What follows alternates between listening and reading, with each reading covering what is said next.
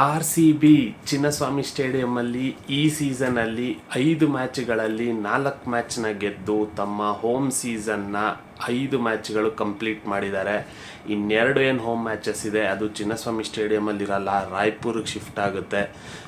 ಏನಕ್ಕೆ ಅಂತ ಗೊತ್ತಿಲ್ಲ. 7 ಮ್ಯಾಚಸ್ ಯೂಶ್ವಲಿ ಹೋಮ್ ಆ್ಯಂಡ್ ಅವೇ ಸಿಗುತ್ತೆ, ಬಟ್ ಈ ಸಲ 5 ಮ್ಯಾಚ್ ಚಿನ್ನಸ್ವಾಮಿ ಸ್ಟೇಡಿಯಂಗೆ ಅಲಾಟ್ ಆಗಿದ್ದಂಥ ಮ್ಯಾಚಸ್ಸು. ಅದು ಬಿಟ್ಟರೆ ಇನ್ನು ಕ್ವಾಲಿಫೈಯರ್ 1 ಮತ್ತು ಫೈನಲ್ಸ್ ಕೂಡ ಬೆಂಗಳೂರಲ್ಲೇ ನಡೆಯುತ್ತೆ. ಹೋಪ್ಫುಲಿ RCB ಅದೆರಡು ಮ್ಯಾಚ್ ಆಡುತ್ತೆ, ಫಿಂಗರ್ಸ್ ಕ್ರಾಸ್ಡ್. ಬಟ್ ಇಲ್ಲಿವರೆಗೂ ಏನು ಪರ್ಫಾರ್ಮೆನ್ಸ್ ಇದೆ, 80% ವಿನ್ ರೆಕಾರ್ಡ್ ಈ ಸೀಸನ್ನ.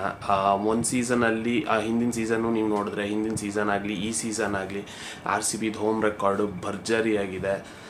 ಆಡಿರೋಂಥ ಮೋಸ್ಟ್ಲಿ ನನ್ನ ಪ್ರಕಾರ 80% ಆಫ್ ದ ಮ್ಯಾಚಸಲ್ಲಿ ವಿಕ್ಟ್ರಿ ಸಿಕ್ಕಿದೆ. ಅವೇ ಅಂತೂ ನಾವು ಹೋದ ವರ್ಷ ಸೋತೇ ಇಲ್ಲ. ಸೊ ಒಂದು ಟೈಮಲ್ಲಿ ಮುಂಚೆ ಎಲ್ಲ ಏನು ಹೋಮ್ ಮ್ಯಾಚಸ್ಸು ಗೆಲ್ಲಕ್ಕೆ ಕಷ್ಟಪಡ್ತಾ ಇತ್ತು RCB. ಹೋಮ್ ಅಂದರೆ ಯಾರು ಬೇಕಾದರೂ ಬಂದು RCB ಮೇಲೆ ಗೆದ್ಬಿಟ್ಟು ಹೋಗೋವಂಥ ಸಿಚುವೇಶನ್ ಕೂಡ ಇತ್ತು. ಬಟ್ ಇವಾಗ ಏನಾಗಿದೆ, ಲಾಸ್ಟ್ ಸೀಸನ್ನಿಂದ ಮತ್ತು ಈ ಸೀಸನ್ ನೀವು ನೋಡಿದ್ರೆ ಹೋಮ್ನ ಫೋರ್ಟ್ರೆಸ್ ಅಥವಾ ಕೋಟೆ ಅಂತ ಏನು ಹೇಳ್ತೀವಿ ಕನ್ನಡದಲ್ಲಿ, ಇಂಗ್ಲೀಷಲ್ಲಿ ಜನರಲ್ ಆಗಿ ಫೋರ್ಟ್ರೆಸ್ ಥರ ಬಿಲ್ಡ್ ಮಾಡಿದ್ದಾರೆ ಸ್ಟೇಡಿಯಂನ ಅಂತ ಹೇಳ್ತಾರೆ. ಅಂದರೆ ಯಾರು ಹೊರಗಡೆಯಿಂದ ಬಂದು ಆ ಕೋಟೆನ ಭೇದಿಸೋಕ್ಕಾಗಲ್ಲ, ಆ ಫೋರ್ಟ್ರೆಸ್ನ ಬ್ರೀಚ್ ಮಾಡೋಕ್ಕಾಗಲ್ಲ ಅಂತ ಆ ಟೈಪಲ್ಲಿ ಆಡ್ತಾ ಇದ್ದಾರೆ RCB. ನೀವು ನೋಡೋಕ್ಕೆ ಹೋದರೆ ಈ ಸೀಸನಲ್ಲಿ 5ಕ್ಕೆ 4 ಮ್ಯಾಚ್ನ ಗೆದ್ದಿದ್ದಾರೆ.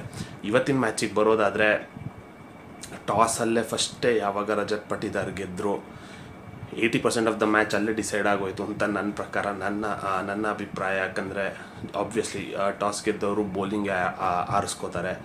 ಬೌಲಿಂಗ್ ಆರಿಸ್ಕೊಂಡ್ರು, GTಗೆ ಬ್ಯಾಟಿಂಗ್ ಹೋಗಿ ಅಂತಂದರು. ಬಟ್ ಬ್ಯಾಟಿಂಗ್ ಆಡಿದಂಥ ರೀತಿ ಸಾಯಿ ಸುದರ್ಶನ್ ನೆಕ್ಸ್ಟ್ ಲೆವೆಲ್ 100. ಎಲ್ಲರೂ ಯಾಕೆ ನಮ್ಮ ಮೇಲೇ ಪರ್ಫಾರ್ಮ್ ಮಾಡ್ತಾರೆ ಅನ್ನೋದು ಗೊತ್ತಾಗಲ್ಲ. ಬಟ್ RCB ಅಂದ ತಕ್ಷಣವೇ ಎಲ್ರಿಗೂ ಏನೋ ಒಂಥರ ಜೋಶ್ ಬಂದ್ಬಿಡುತ್ತೆ. ಅದೇ ಥರ ಆಗಿದ್ದು ಸಾಯಿ ಸುದರ್ಶನ್ನು. ಕ್ರೇಜಿ 100 ಸೂಪರಾಗಿ ಆಡಿದ್ರು. 58 ಬಾಲಲ್ಲಿ 100 ಹೊಡೆದ್ರು. ಬಟ್ ಅವ್ರಿಗೆ ಇನ್ನೊಂದು ಕಡೆಯಿಂದ ಯಾರು ಅಂತ ಸಪೋರ್ಟ್ ಕೊಡಲಿಲ್ಲ. ಶುಭನ್ ಗಿಲ್ ಸ್ಟ್ರಗಲ್ ಮಾಡ್ತಾಯಿದ್ರು. 24 ಬಾಲಲ್ಲಿ 32 ರನ್ ಹೊಡೆದ್ರು, ಅವ್ರು ಔಟ್ ಆದರು. ನಂತರ ಜಾಸ್ ಬಟ್ಲರ್ ಬಂದರು, ಅವರಿಬ್ಬರು ಮಧ್ಯೆ ಸ್ವಲ್ಪ ಪಾರ್ಟ್ನರ್ಶಿಪ್ ಆಯಿತು. ಬಟ್ ಯಾವಾಗ ಸಾಯಿ ಸುದರ್ಶನ್ ಔಟ್ ಆದರೋ ಅವ್ರದ್ದು ವಿಕೆಟ್ ಪಡ್ಕೊಂಡಿದ್ದು ಜಾಶ್ ಹೇಸಲ್ವುಡ್. ಅದ್ಭುತ ಬೌಲಿಂಗ್ ಇವತ್ತು. ಸ್ಟಾರ್ಟಿಂಗ್ 2 ಓವರ್ ಮಾಡಿದಂಥ ನ್ಯೂ ಬಾಲಲ್ಲಿ ಏನು ಓವರ್ ಮಾಡಿದ್ರು, ಸೂಪರಾಗಿ ಮಾಡಿದ್ರು. ಒಳ್ಳೆ line, back of the length, ಒಳ್ಳೆ ಬೌನ್ಸ್ ಆಗ್ತಾಯಿತ್ತು, ಕೀಪರ್ಗೆ ಒಳ್ಳೆ ಕ್ಯಾರಿ ಆಗ್ತಾಯಿತ್ತು. Crazy bowling. ಜಾಶ್ ಹೇಸಲ್ವುಡ್ ಬಂದಿರೋವಂಥದ್ದು ಒಂದು ಆನೆ ಬಲ ಬಂದಂಗೆ ಆಗಿದೆ RCB ಬೌಲಿಂಗಿಗೆ. ಅವರಾಗಿರ್ಬೋದು, ಭುವನೇಶ್ವರ್ ಕುಮಾರ್ ಆಗಿರ್ಬೋದು, ಸ್ಟಾರ್ಟಿಂಗ್ 3-4 ಓವರ್ಸಲ್ಲಿ ಹೊಡೆಯೋಕ್ಕೇ ಚಾನ್ಸ್ ಕೊಟ್ಟಿಲ್ಲ. ಬಟ್ ಅದಾದಮೇಲೆ ಆಬ್ವಿಯಸ್ಲಿ ಬೇರೆ ಬೌಲರ್ಸ್ ಬಂದಾಗ ರನ್ ರೇಟ್ ಜಾಸ್ತಿ ಆಗ್ತಾ ಹೋಯಿತು. ಬೆಂಗಳೂರಲ್ಲಿ ಆಬ್ವಿಯಸ್ಲಿ ನಿಮಗೆ ರನ್ಸ್ ಬಂದೇ ಬರುತ್ತೆ. 10 ಓವರ್ಸಿಗೆ ಅವ್ರು 114 115 ಏನೋ ಹೊಡೆದಿದ್ರು. ಬಟ್ ನೆಕ್ಸ್ಟ್ 10 ಓವರ್ಸ್ ನೀವು ನೋಡಿದ್ರೆ ಜಸ್ಟ್ 80 ರನ್ಸೋ 90 ರನ್ಸೋ ಬಂದಿದೆ ಅಷ್ಟೇ. ಅದು ಲಾಸ್ಟ್ ಓವರಲ್ಲಿ ಕೃಣಾಲ್ ಪಾಂಡ್ಯ ಮಾಡಿದಾಗ 18 ರನ್ ಹೋಗಿದ್ದು ಬಿಟ್ಟರೆ ಅಂಥ ರನ್ಸ್ ಅವ್ರದ್ದು ಬ್ಯಾಕ್ ಎಂಡಲ್ಲಿ ಬರಲಿಲ್ಲ. ಹಾಗಾಗಿ ಚಿನ್ನಸ್ವಾಮಿ ಸ್ಟೇಡಿಯಮಲ್ಲಿ 200 ಹೊಡೆಯೋದು ಅಂಥ ಏನು ದೊಡ್ಡ ಟಾರ್ಗೆಟ್ ಅಂತ ಹೇಳೋಕ್ಕಾಗೋದಿಲ್ಲ. ಕೆಲವೊಂದು ಗ್ರೌಂಡಲ್ಲಿ ಆಬ್ವಿಯಸ್ಲಿ 200 ಮೇಲೆ ಹೊಡೆದ್ರೆ ಸ್ವಲ್ಪ ಕಷ್ಟ ಆಗುತ್ತೆ. ಬಟ್ ಈ season, last season IPL evolve ಆಗ್ತಾ ಇರೋ ರೀತಿ ನೀವು ನೋಡಿದ್ರೆ 200 ಮೇಲೆ ಹೊಡೆದ್ರೆ ಜಸ್ಟ್ ಪಾರ್ ಸ್ಕೋರ್ ಅಂತಲೇ ಕಾಣಿಸ್ತಾ ಇದೆ. RCB ಡೆಲ್ಲಿ ಮೇಲೆ ಬಿಟ್ಟು 175 ಏನು ಹೊಡೆದಿದ್ವಿ, ಅದು ಬಿಟ್ಟು ಎಲ್ಲ ಮ್ಯಾಚಲ್ಲೂ 200 ಹೊಡೆದಿದ್ದೀವಿ, 200 ಹೊಡಿಸ್ಕೊಂಡಿದ್ದೀವಿ. ಸೊ ಬೌಲಿಂಗು 200 ಕೊಟ್ಟಿದೆ, ಬ್ಯಾಟಿಂಗು ಅದನ್ನು ಚೇಸ್ ಮಾಡಿದೆ, ಇಲ್ಲ 200 ಸೆಟ್ ಮಾಡಿದೆ. ಸೊ ಆಲ್ರೌಂಡ್ ಎಲ್ಲರೂ 11 ಜನನೂ ಸೂಪರಾಗಿ ಆಡ್ತಾ ಇದ್ದಾರೆ. ಇವತ್ತು ಆ್ಯಕ್ಚುಲಿ 3 ವಿಕೆಟ್ ಬಿದ್ದಿದ್ದು GTದು. ಒಂದು ಸುಯಶ್ ಶರ್ಮಾಗೆ ವಿಕೆಟ್ ಬಿತ್ತು, ಒಂದು ಜಾಶ್ ಹೇಸಲ್ವುಡ್ಗೆ, ಒಂದು ಭುವನೇಶ್ವರ್ ಕುಮಾರ್ಗೆ. ಸೊ ಅವರ ಇನ್ನಿಂಗ್ಸು 205 for 3ಗೆ ಎಂಡ್ ಆಯಿತು. ನಮ್ಮಲ್ಲಿ ಬ್ಯಾಟಿಂಗ್ ಬಂದಾಗ ಇವತ್ತು ಇದ್ದಿದ್ದಂಥದ್ದು ಏಕೈಕ ಚೇಂಜ್, ಇಷ್ಟು ದಿನ ಜನ ಯಾರನ್ನ ನೋಡಬೇಕು ಅಂತ ಆಸೆ ಪಡ್ತಾಯಿದ್ರು ಅವ್ರಿಗೆ ಇವತ್ತು ಅವಕಾಶ ಸಿಕ್ತು. ಫಿಲ್ ಸಾಲ್ಟ್ ಇಂಜುರಿ ಆಗಿದ್ದ ಕಾರಣ ಜೇಕಬ್ ಬೆಥಲ್ಗೆ ಇವತ್ತು ಆಡೋಕ್ಕೆ, ಓಪನಿಂಗ್ ಮಾಡೋಕ್ಕೆ ಚಾನ್ಸ್ ಸಿಕ್ತು. ಹೋದ ಮ್ಯಾಚ್ ಎಲ್ಲರೂ ನಾವು ಅಂದ್ಕೊಂಡಿದ್ವಿ ರೊಮಾರಿಯೋ ಶೆಪರ್ಡ್ ಬದಲು ಜೇಕಬ್ ಬೆಥಲ್ನ ಹಾಕೋತಾರೆ ಅಂತ. ಬಟ್ ಇವತ್ತು ಫಿಲ್ ಸಾಲ್ಟ್ ಇಂಜುರಿ ಆಗಿದ್ದ ಕಾರಣ Jacob Bethell top of the innings ಬಂದರು, ಚೆನ್ನಾಗಿ ಆಡ್ತಾಯಿದ್ರು, 3-4 ಹೊಡೆದ್ರು. ಫಸ್ಟ್ ಮ್ಯಾಚು ಓಕೆ, ಒಳ್ಳೆ ಸ್ಟಾರ್ಟ್ ಸಿಕ್ಕಿದೆ. ನೆಕ್ಸ್ಟ್ ಮ್ಯಾಚಸಲ್ಲಿ ಇನ್ನೂ ಏನು ಹೇಳ್ತೀವಿ ಅದನ್ನು ಕ್ಯಾಪಿಟಲೈಸ್ ಮಾಡ್ತಾರೆ, ದೊಡ್ಡ ಸ್ಕೋರ್ ಬರುತ್ತೆ ಅಂತ ಅನಿಸುತ್ತೆ, ಅಥವಾ ಅನ್ಕೋಬೋದು, ವಿಶ್ ಮಾಡ್ಬೋದು, ಪ್ರೇ ಮಾಡ್ಬೋದು.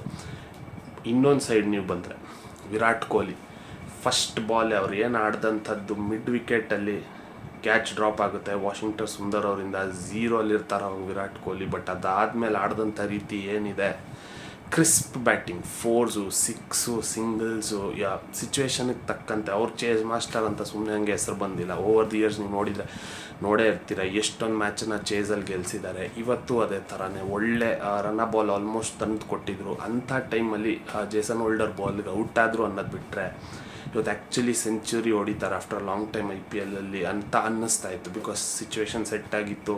ಅವ್ರು ಔಟ್ ಆದಾಗ ಇನ್ನೊಂದು 40 ರನ್ ಬೇಕಿತ್ತು, ಅವ್ರಿಗೊಂದು 20 ರನ್ ಬೇಕಿತ್ತು. ಇನ್ನೊಂದು ಕಡೆ ದೇವದತ್ ಪಡಿಕ್ಕಲ್ ಅವ್ರು ಜಸ್ಟ್ ಔಟ್ ಆಗಿದ್ರು. ದೇವದತ್ ಪಡಿಕ್ಕಲ್ಲು ಅಷ್ಟೇ ಇವತ್ತು ಆಡ್ದಂಥ ರೀತಿ, ಮೊದಲನೇ ಬಾಲು ಕಗೀಸೋ ರಬಾಡಾಗಿ ಏನು ಫ್ಲಿಕ್ ಮಾಡಿದ್ರು, 153 km/h ಬಂದಂಥ ಬಾಲ್. ಆ ಸ್ಪೀಡ್ ಯಾರಾದರೂ ನೀವು ಎದುರುಗಡೆ ಗ್ರೌಂಡಲ್ಲೋ ಅಥವಾ ಎದುರುಗಡೆ ನೀವು ನೋಡಿದರೆ ನಿಮಗೆ ಗೊತ್ತಾಗುತ್ತೆ. ಆ ಸ್ಪೀಡಲ್ಲಿ ಆ್ಯಕ್ಚುಲಿ ಬಾಲೇ ಕಾಣಲ್ಲ. ನೀವು ಸೈಡ್ ಆನ್ ಏನಾದರೂ ಕೂತಿದ್ರೆ ಪಿಚ್ದು ಸ್ಟೇಡಿಯಮಲ್ಲಿ ಮ್ಯಾಚ್ ನೋಡಿದವ್ರಿಗೆ ಇದು ಗೊತ್ತಿರ್ಬೋದು. ಸೈಡ್ ಆನ್ ನೀವೇನಾದರೂ ನೋಡಿದ್ರೆ ಆ ಸ್ಪೀಡಲ್ಲಿ ಬಾಲೇ ಕಾಣಲ್ಲ. ಅಂಥದ್ರಲ್ಲಿ ಆ ಹ್ಯಾಂಡ್ ಐ ಕೋಆರ್ಡಿನೇಷನ್ನು, ಅದು ಹೊಡೆದಂಥ ಶಾರ್ಟ್ಸ್, ಇವತ್ತು ಆಡಿದಂಥ ರೀತಿ ಮಾತ್ರ ದೇವದತ್ ಪಡಿಕ್ಕಲ್ ಅವರೇ ಏನು ಹೇಳ್ತೀವಿ ಒಂಥರ ಪ್ರೆಷರ್ನ ಕಂಪ್ಲೀಟ್ಲಿ ಮೊಮೆಂಟಮ್ ಶಿಫ್ಟ್ ಮಾಡಿದ RCB ಕಡೆಗೆ. ನಂತರ ವಿರಾಟ್ ಕೊಹ್ಲಿ ಅವ್ರ partnership more than 100 runs partnership ಬಂತು ಅನ್ಸುತ್ತೆ. 111 runs ಏನೋ ಬಂತು ಪಾರ್ಟ್ನರ್ಶಿಪ್ಪು. ಬಟ್ ಆದಮೇಲೆ ಸ್ಲೈಟ್ ಕೊಲ್ಯಾಪ್ಸ್ ಆಯಿತು. ಇವತ್ತು ದೇವದತ್ ಪಡಿಕ್ಕಲ್ ಔಟ್ ಆದರು, ವಿರಾಟ್ ಕೊಹ್ಲಿ ಔಟ್ ಆದರು. ಅದಾದಮೇಲೆ ರಜತ್ ಪಟ್ಟಿದಾರ್ ಹೊಡಿಯೋಕ್ಕೆ ಹೋದ್ರು, ಅವ್ರು ಔಟ್ ಆದರು. ಜಿತೇಶ್ ಶರ್ಮಾ ಔಟ್ ಆದರು. ಸೊ ಒಂಚೂರು 4 ಓವರ್ಗೆ 32-33 ಬೇಕಿತ್ತು ಇನ್ನೂ. ಅದು ಬರ್ತಾ 20 balls 29 ಆಯಿತು. ಸ್ವಲ್ಪ ಕ್ಲೋಸ್ ಆಗ್ತಾ ಇದ್ದಾರಪ್ಪ ಮ್ಯಾಚು, ಏನಾಗುತ್ತೆ ಅನ್ನೋ ಅಷ್ಟರಲ್ಲಿ ಕೃಣಾಲ್ ಪಾಂಡ್ಯ ಮತ್ತು ಟಿಮ್ ಡೇವಿಡ್ ಅವ್ರು ಆಡಿದಂಥ ರೀತಿ ಏನಿದೆ. ಟಿಮ್ ಡೇವಿಡ್ ಅವರು ಇವತ್ತು ಒಂದು 6 ಹೊಡೆದ್ರು, ಅದೇನು ಕ್ಯಾಚ್ ಹೋಗುತ್ತೆ ಅಂತ ಇನ್ನೇನು ಅನ್ನಿಸ್ತಾ ಇತ್ತು ಬಿಹೈಂಡ್ ದ ವಿಕೆಟ್ ಥರ್ಡ್ ಮ್ಯಾನಲ್ಲಿ. But just Chinnaswamy stadium again ಚಿಕ್ಕ ಬೌಂಡ್ರಿ ಇರೋ ಕಾರಣ ಅದು 6 ಹೊರಟೋಯ್ತು. ಹಾಗಾಗಿ ಪ್ರೆಷರ್ ಕಮ್ಮಿ ಆಯಿತು. ಕೃಣಾಲ್ ಪಾಂಡ್ಯ ಎಂಥ ಯುಟಿಲಿಟಿ ಕ್ರಿಕೆಟರ್ ಅಂತ ಇವತ್ತು ಗೊತ್ತಾಗುತ್ತೆ. ಬೌಲಿಂಗಲ್ಲಿ ಇವತ್ತು ಅಷ್ಟು ಪ್ರಭಾವಶಾಲಿ ಆಗದೇ ಇದ್ದರು. 4 ಓವರಲ್ಲಿ 50 ರನ್ ಕೊಟ್ಟರು ಇವತ್ತು. ಬಟ್ ಬ್ಯಾಟಿಂಗ್ ಆಡಿದಂಥ ರೀತಿ ಇವತ್ತು ಬಂದು ಅವರೇ ಏನು ಹೇಳ್ತೀವಿ ಸೆಕೆಂಡ್ ಯಾವ ತಿರ್ಗಾ ಪ್ರೆಷರ್ ಬಿಲ್ಡ್ ಆಗ್ತಾ ಇತ್ತು. ಅವ್ರು ಆಡಿದಂಥ ಕ್ಯಾಮಿಯೋ ಏನಿದೆ ಅದರಿಂದಾಗಿ 7 ಬಾಲ್ ಇರೋಂಗೆ RCB ವಿನ್ ಆಯಿತು. ಸೊ ಇಲ್ಲಿಗೆ ನಮ್ಮ ಹೋಮ್ ಮ್ಯಾಚಸ್, ಆ್ಯಕ್ಚುಲಿ ಇನ್ನೂ 2 ಹೋಮ್ ಮ್ಯಾಚಸ್ ಅದು ರಾಯ್ಪುರ್, ಅದನ್ನು ಆ್ಯಕ್ಚುಲಿ ನಮ್ಮ ಹೋಮ್ ಅಂತ ಹೇಳೋಕ್ಕಾಗಲ್ಲ. ಆ್ಯಕ್ಚುಯಲ್ ಹೋಮ್ ಬಂದು ಚಿನ್ನಸ್ವಾಮಿ ಸ್ಟೇಡಿಯಮೇನೆ. ಸೊ ಅದು ಬೇರೆ ವಿಷಯ, ಎಲ್ಲೇ ಹೋದರೂ ನಮ್ಮದೇ ಫ್ಯಾನ್ಸ್ ಜಾಸ್ತಿ ಇರ್ತಾರೆ, ಅದು ಬೇರೆ ವಿಷಯ. ಬಟ್ ಆ್ಯಕ್ಚುಯಲ್ ಹೋಮ್ ಗ್ರೌಂಡ್ ಅಂತ ನೋಡಿದ್ರೆ ಚಿನ್ನಸ್ವಾಮಿನೇ. ಸೊ ಇಲ್ಲಿಗೆ ಈ ಸೀಸನ್ಗೆ ಲೀಗ್ ಸ್ಟೇಜಸಲ್ಲಿ ಚಿನ್ನಸ್ವಾಮಿ ಸ್ಟೇಡಿಯಮ್ದು ಏನು ಹೇಳ್ತೀವಿ ಅಲ್ಲಿರೋಂಥ ಮ್ಯಾಚಸ್ ಕಂಪ್ಲೀಟ್ ಆಗಿದೆ.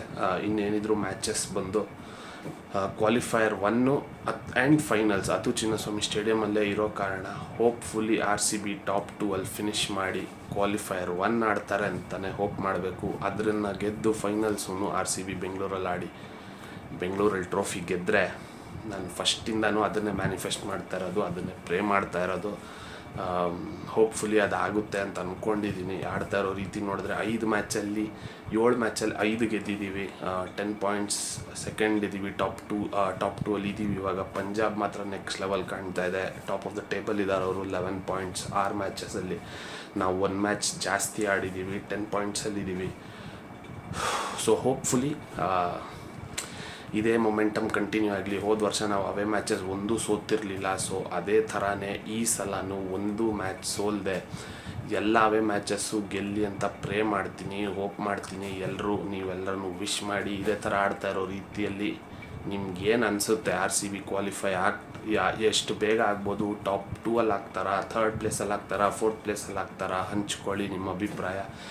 ಆದಷ್ಟು ವಿಡಿಯೋ ನೋಡಿ ಏನು ಹೇಳ್ತೀವಿ ನೋಡಿ ಹೆಲ್ಪ್ ಮಾಡಿ, ಸಬ್ಸ್ಕ್ರೈಬ್ ಮಾಡ್ಕೊಳ್ಳಿ, ಇದೇ ಥರ ಸಪೋರ್ಟ್ ಮಾಡಿ. ಮತ್ತಷ್ಟು ಸಿಗೋಣ. RCB ಒಳ್ಳೊಳ್ಳೆ ಮ್ಯಾಚ್ಗಳು, RCB ಒಳ್ಳೊಳ್ಳೆ ಪರ್ಫಾರ್ಮೆನ್ಸ್. ಬೇರೆ ಮ್ಯಾಚಸ್ಸು ನೋಡೋಕ್ಕೆ ಟೈಮ್ ಸಿಗ್ತಾ ಇಲ್ಲ, ಹಾಗಾಗಿ ಎಲ್ಲ ಮ್ಯಾಚ್ದು ವೀಡಿಯೋಸ್ ಮಾಡೋಕ್ಕೆ ಸ್ವಲ್ಪ ಕಷ್ಟ. RCBದಾದರೂ ಮಾಡೋಣ, RCBದಾದರೂ ನಮ್ಮ ಟೀಮ್ ವೀಡಿಯೋಸ್ ಆದರೂ ಮಾಡೋಣ ಅಂತ ಒಂದು ಪ್ರಯತ್ನ. ನೋಡಿ, ಸಪೋರ್ಟ್ ಮಾಡಿ, ಸಬ್ಸ್ಕ್ರೈಬ್ ಆಗಿ. ಸಿಗೋಣ ಮತ್ತೊಂದು ಮ್ಯಾಚಲ್ಲಿ RCBಯ ವಿಕ್ಟ್ರಿ ಜೊತೆಗೆ. ಜೈ RCB.